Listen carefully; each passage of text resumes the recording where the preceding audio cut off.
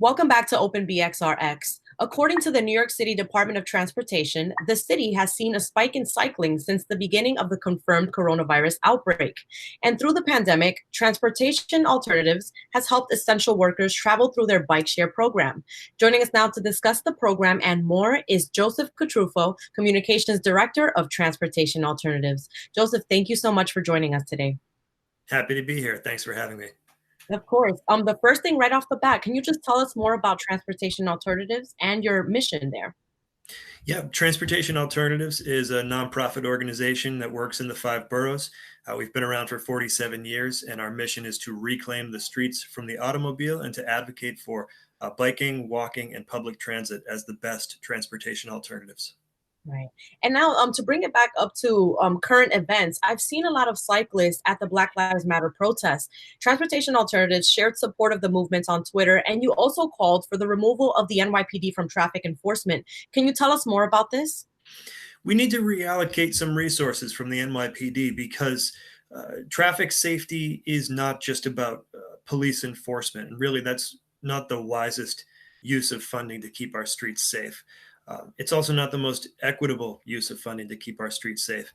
Transportation Alternatives, we believe that infrastructure like automated enforcement, red light cameras, speed safety cameras that we have in school zones, and smart street design that slows traffic and prevents speeding. That's the way to keep people safe on our streets.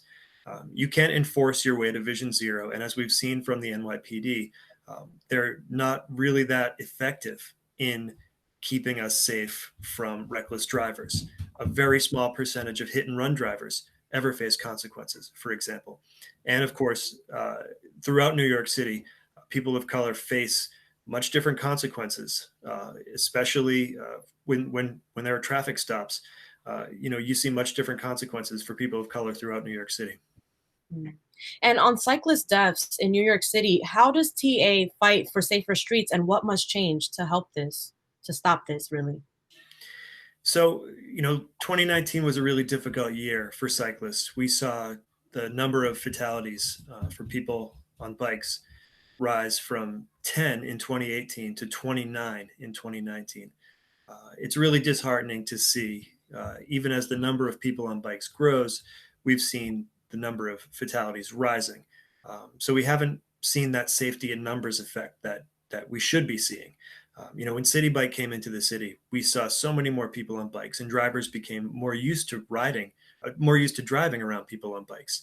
And it's been a net improvement over the last decade or so in terms of safety for cyclists.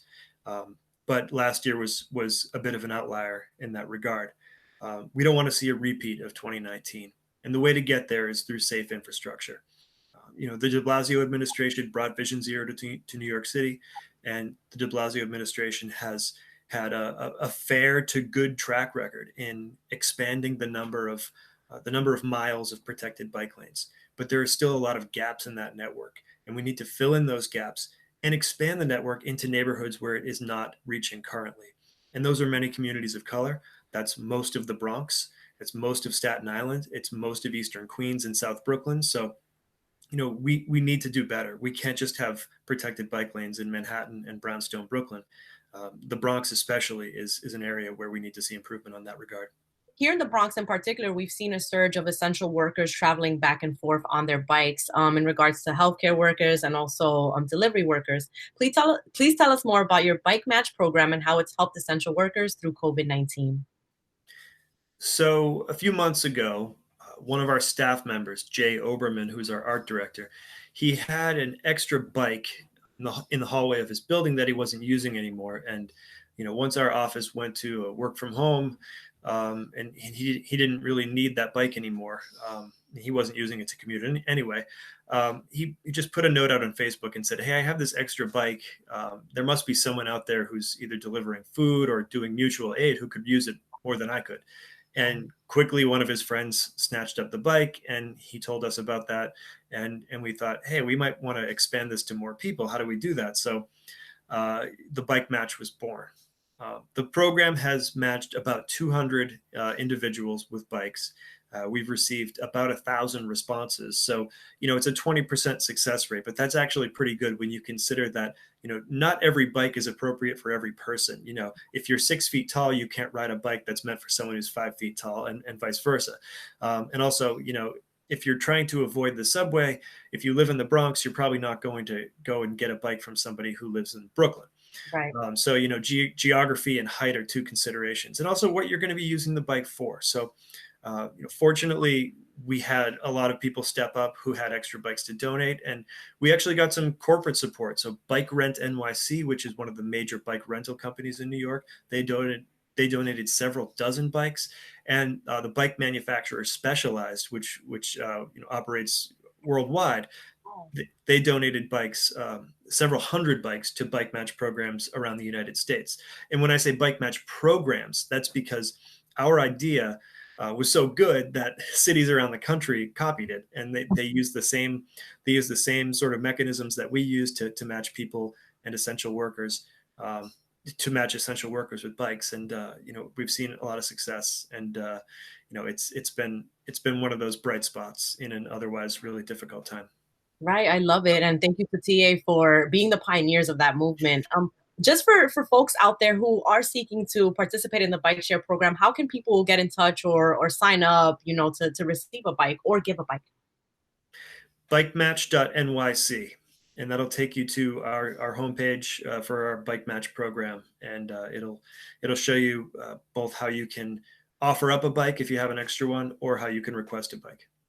Thank you, Joseph. Now, I'm going back to just the importance of protected bike lanes and busways here in New York City. How can people advocate for change in their streets? There's a lot of different ways to get involved, both with our organization and on your own. So, if you have unsafe streets in your neighborhood, one of your best bets is to reach out to your council member. Some council members are people we work closely with. There are many current council members who see the importance of safe streets, and they've worked closely with us throughout the years on, from joining us at rallies calling for safer streets to signing on to legislation for safer streets. So, much of the city council is very much on board with the work that we do, and the movement toward Vision Zero. If you see that you're not getting results through your council member's office, you can always reach out to Transportation Alternatives. We have organizers in every borough. We have volunteer activists in every borough. And one of the best ways to get involved, come to one of our activist committee meetings. Maybe not physically, but through Zoom.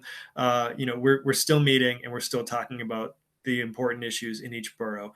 We've got active campaigns in every borough, and many of our campaigns are focused on the most dangerous streets. Boston Road in the Bronx, for example, has been one we've been focused on. In previous years, we spent a lot of time on Grand Concourse. So, there's no shortage of improvements that we can make on our streets, but our volunteer activists and our staff, they have ears on the ground, and they know how to make change. My dad is a cyclist at age 67, so I thank TA for the advocacy for safer streets. I really worry about him, especially through COVID-19, going out into the streets. He usually rides really far into upstate and all of that.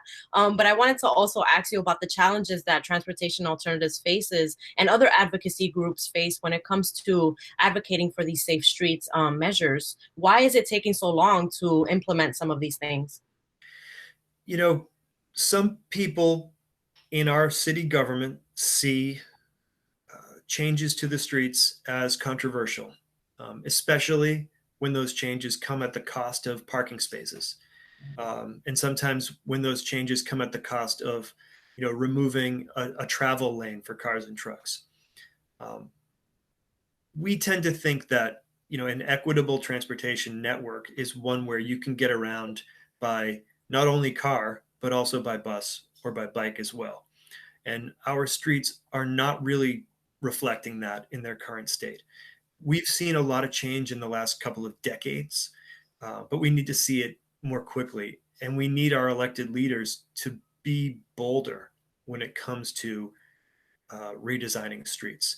We know what works, and that's reallocating space away from cars and toward pedestrians, people on bikes, and transit users, especially in a city where less than half of households drive. And the Bronx is no different from any other borough. The the physical infrastructure changes that we've seen in Brownstone, Brooklyn, and in Lower Manhattan, they work there and they should work in the Bronx as well. They haven't been as expedient, and we've seen some local council members pushing back against those things. It's something we're working on all the time. There are neighborhoods where more people drive, and you see more pushback in, community board meetings about these issues. But we need to take the politics out of the process. For too long, we have allowed community boards to stand in the way. It's not to say that community boards shouldn't have a voice. Of course they should. But we have a sophisticated DOT who knows how to slow down speeders, who knows how to, have more, who knows how to, attract more cyclists to a given street and how to make it safe to do so.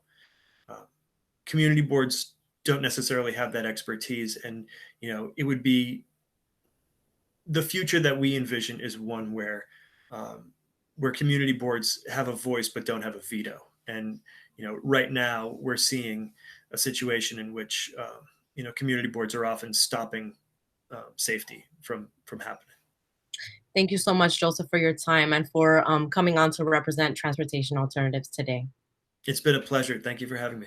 Absolutely. Folks, you can visit transalt.org and follow at Transportation Alternatives on Instagram to learn more about their advocacy for a cycle-friendly NYC.